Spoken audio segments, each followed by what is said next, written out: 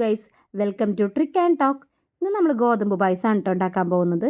അപ്പോൾ ഗോതമ്പ് പായസം ഉണ്ടാക്കുന്നത് എങ്ങനെയാണെന്ന് നോക്കുന്നതിന് മുമ്പായിട്ട് നിങ്ങൾ എൻ്റെ ചാനൽ ആദ്യമായിട്ടാണ് കാണുന്നതെന്നുണ്ടെങ്കിൽ ഒന്ന് സബ്സ്ക്രൈബ് ചെയ്യണേ.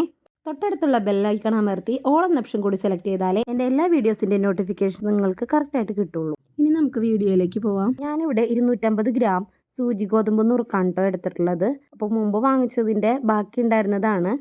ഇത് ശ്രീലക്ഷ്മി എന്ന് പറയുന്ന ഒരു ബ്രാൻഡിൻ്റെ ആണ് കേട്ടോ. ഏത് ബ്രാൻഡായാലും കുഴപ്പമില്ല. അത് ഞാൻ നന്നായിട്ട് കഴുകിയതിന് ശേഷം ഒരു 15 മിനിറ്റ് വെള്ളത്തിലിട്ട് കുതിർത്താൻ വെച്ചു. അതിനുശേഷം കുറച്ച് വെള്ളം ഒഴിച്ച് 3 വിസിലടിച്ചിട്ടാണ് കുക്കറിൽ വേവിച്ചെടുത്തത്. അപ്പോൾ പാകത്തിന് വെന്ത് കിട്ടിയിട്ടുണ്ടായിരുന്നു കേട്ടോ. ഇനി ഇതിലേക്ക് നമുക്ക് തേങ്ങ ചുരുക്കിയത് വേണം. അപ്പോൾ ഇതൊരു 2.5 തേങ്ങയാണ് കേട്ടോ. അതായത് 2 തേങ്ങ ഫുള്ളായിട്ട് എടുത്തു, പിന്നെ ഒരു അരമുറിയും കൂടി എടുത്തിട്ടുണ്ട്.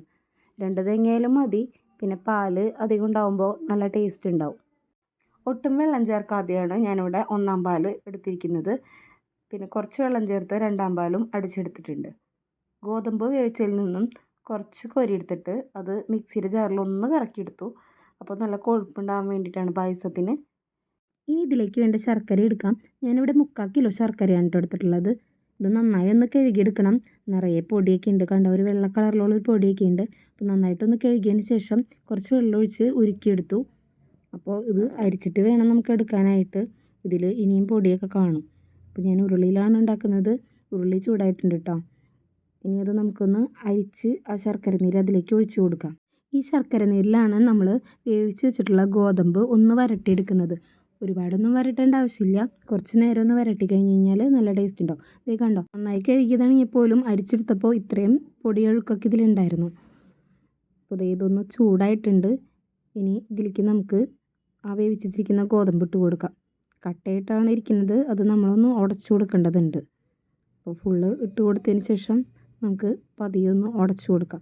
ഈ ചട്ടകം വെച്ചിട്ട് നന്നായിട്ട് ആ കട്ടകളൊക്കെ ഉടച്ചെടുത്തിട്ടുണ്ട് കേട്ടോ. ഇടയ്ക്കിടയ്ക്ക് ഒന്ന് ഇളക്കി കൊടുക്കുക. പിന്നെ നമ്മുടെ മിക്സിയിൽ അടിച്ച് വെച്ചിട്ടുണ്ടായിരുന്നില്ലേ, അത് ഇതിലേക്ക് ഇപ്പോൾ ചേർത്ത് കൊടുക്കാം കേട്ടോ. അപ്പോൾ പായസം അല്പം കൊഴുപ്പുള്ളതായിരിക്കും. ഇതും കട്ട പോലെ ഇരിക്കുന്നത് നമ്മളൊന്ന് ഉടച്ചു കൊടുക്കണം. ഇനി ഇതൊരു 10-12 മിനിറ്റ് ഇതിൽ കിടന്നിട്ടൊന്ന് വേവട്ടെ. അതിനുശേഷം വേണം നമുക്ക് പാലൊഴിച്ച് കൊടുക്കാനായിട്ട്. നമ്മൾ ആദ്യം ഒഴിച്ചു കൊടുക്കുന്നത് 2-ാം പാലാണ്. ഇത് കുറേശ്ശെയായിട്ട് ചേർത്ത് കൊടുക്കുക. ആദ്യം കുറച്ച് ഒഴിച്ചതിന് ശേഷം ഒന്ന് ഇളക്കി കൊടുക്കുക കേട്ടോ. ഈ 2-ാം പാലിൽ കുറച്ചൊഴിച്ചത് നന്നായിട്ട് എല്ലാ ഭാഗത്തും മിക്സ് ആയതിന് ശേഷം നമുക്ക് ബാക്കി 2-ാം പാൽ കൂടെ ഒഴിച്ചു കൊടുക്കാം. ഇടയ്ക്കിടയ്ക്ക് ഒന്ന് ഇളക്കി കൊടുക്കുക കേട്ടോ, അടി പിടിക്കാതിരിക്കാൻ വേണ്ടിയിട്ട്. ഇൻഡാലിയത്തിൻ്റെ ഉള്ളിയായതുകൊണ്ട് പെട്ടെന്ന് അങ്ങനെ അടി പിടിക്കില്ല.